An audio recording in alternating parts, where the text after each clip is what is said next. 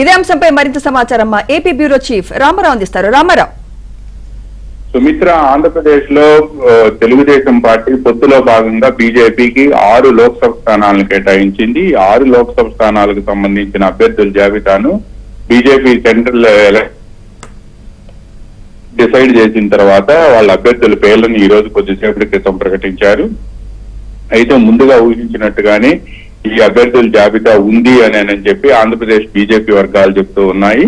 ప్రధానంగా రాజమండ్రి నుంచి బీజేపీ రాష్ట్ర అధ్యక్షురాలు దగ్గుబాటి పురంధేశ్వరి, రాజంపేట నుంచి నల్లారి కిరణ్ కుమార్ రెడ్డి, అరకు నుంచి కొత్తపల్లి గీత, తిరుపతి నుంచి వరప్రసాద్, నర్సాపురం నుంచి శ్రీనివాస్ వర్మ, అనకాపల్లి నుంచి సీఎం రమేష్ ఈ పేర్లు ఈ రోజు మధ్యాహ్నం కూడా ఏబిఎన్ లో కూడా ప్రసారం అయ్యాయి. అయితే ముందు తొలుత పొత్తులో భాగంగా తెలుగుదేశం పార్టీ విజయనగరాన్ని బీజేపీ కేటాయించింది. అయితే విజయనగరంలో సరైన అభ్యర్థి లేరని, ఏదైతే బీజేపీ ఎంపిక చేసిన అభ్యర్థి అయితే కుల ఫార్ములా ప్రకారం అక్కడ కష్టము అని చెప్పి కూడా ఒక నిర్ణయానికి వచ్చి దాని బదులు తమకు రాజంపేట ఇవ్వాలి అని చెప్పి కూడా బీజేపీ తెలుగుదేశం పార్టీని కోరింది.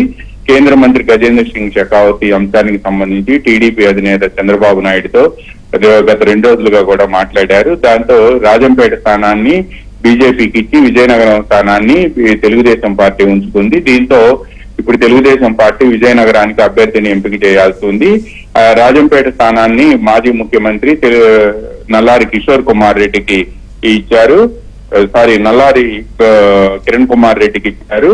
అయితే పురంధేశ్వరి మొదటి నుంచి కూడా రాజమండ్రి స్థానం నుంచి ఆమె పోటీ చేస్తారు అని చెప్పి అందరూ భావించారు. ఊహించినట్టుగానే ఆమెకు రాజమండ్రి స్థానాన్ని కేటాయించారు. అయితే సీఎం రమేష్ కి మొదటి నుంచి కూడా అనకాపల్లి స్థానం ఇస్తారు అని చెప్పి ప్రచారం జరుగుతుంది. ఆయనకి దాదాపుగా 2 రోజుల క్రితమే బీజేపీ హైకమాండ్ నుంచి సంకేతాలు కూడా అందినట్టు మనకు సమాచారం అందుతుంది. ఆయన అందువల్లనే ఆయన పేరు కూడా 2 రోజుల క్రితమే ఖరారు చేశారు అని చెప్పి కూడా బీజేపీ హైకమాండ్ ఆయనకి చెప్పినట్టు తెలిసింది. దీంతో ఆయన పేరు కూడా వచ్చింది. అయితే ఈ రోజు ఉదయం చేరిన వైఎస్ఆర్ కాంగ్రెస్ పార్టీకి సంబంధించిన గూడూరు ఎమ్మెల్యే, ఉమ్మడి నెల్లూరు జిల్లాలో ఉన్న గూడూరు ఎమ్మెల్యే వరప్రసాద్, ఆయన ఐఆర్ఎస్ అధికారి, ఆయనను ఈ రోజు ఉదయం బీజేపీలో చేరారు.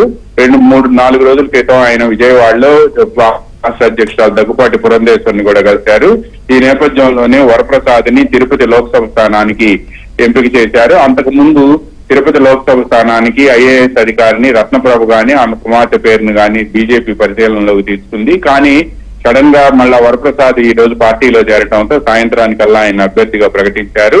వరప్రసాద్ ఈ రోజు పార్టీలో చేరటం కోసం అదే జాబితా కూడా కొంత ఆగినట్టుగా కూడా సమాచారం అందుతుంది.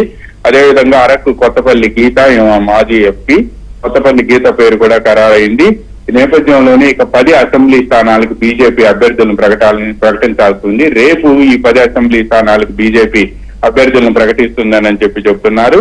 ఈలోపు జనసేన కూడా తనకి మొత్తం 21 అసెంబ్లీ స్థానాలు ఇవ్వడంతో ఈ 21 అసెంబ్లీ స్థానాలకు సంబంధించి ఇప్పటికే 18 అసెంబ్లీ స్థానాలకి అభ్యర్థులను కూడా కొద్దిసేపటి క్రితం ప్రకటించింది. ఇలా అన్ని అంటే కూటమిలో ఉండే తెలుగుదేశం గాని, జనసేన గాని, బీజేపీ గాని తమ స్థానాలను ప్రకటిస్తూ ఉన్నాయి. దాదాపుగా ఇక జనసేన అయితే మరో 3 స్థానాలు, అదేవిధంగా ఒక ఎంపీ స్థానాన్ని ప్రకటించింది. మచిలీపట్నం స్థానాన్ని కూడా అధికారికంగా ప్రకటించాల్సి ఉంది. బీజేపీ 10 అసెంబ్లీ స్థానాలను రేపు ప్రకటించే అవకాశం ఉంది అని చెప్పి సమాచారం అందుతుంది. తెలుగుదేశం పార్టీ మొత్తం 144 స్థానాల్లో పోటీ చేస్తుంటే ఇప్పటికే 139 స్థానాల్లో అభ్యర్థులను ప్రకటించింది. కేవలం ఇంకా 5 స్థానాల్లో ప్రకటిస్తే మొత్తం జాబితా పూర్తయినట్టు అవుతుంది.